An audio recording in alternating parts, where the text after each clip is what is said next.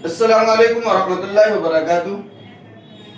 एक बहुत ही अहम सवाल है हमारे नौजवानों का, और हमारे नौजवानों को बहुत सारे ऐसे लोग जो अपने आप में विद्वान कहते हैं, कुरान और हदीस का माहिर और जानने वाला कहते हैं, वो हमारे नौजवानों को फ़ोन करते हैं, मैसेज डालते हैं और उनसे एक सवाल पूछते हैं कि हमारे इस खित्ते में आम तौर पर दो जानवरों की कुर्बानी होती है, या तो बकरे की कुर्बानी होती है, और इसमें किसी को कोई शक और तरद्दुद नहीं है कि कुर्बानी करना बकरे की बेहतर है और जायज़ है।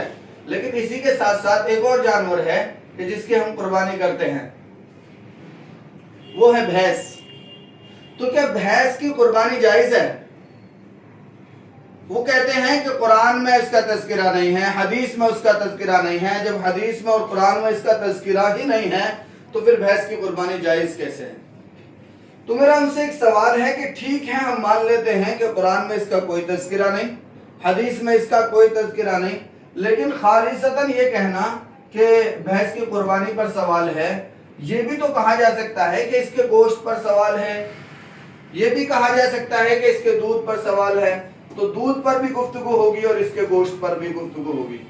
अब हमारे ये लोग जो कहते हैं कि भैंस की कुर्बानी जायज़ नहीं है, न कुरान में इसका तज़किरा है, न हदीस में इसका तज़किरा है, तो मैं उनसे पूछता हूँ कि आप ये बताइए कि दूध पीने का तज़किरा कौन से कुरान में है या किस हदीस में? इसी तरह से 12 महीने जब हम गोश्त खाते हैं तो आप बताइए कि इसका तज़किरा कहाँ है? तो जिस उसूल के मुताबिक भैंस का दूध पीना जायज़, 12 महीने उसका गोश्त खाना जायज़, उसी उसूल के मुताबिक भैंस की कुर्बानी भी जायज़ है।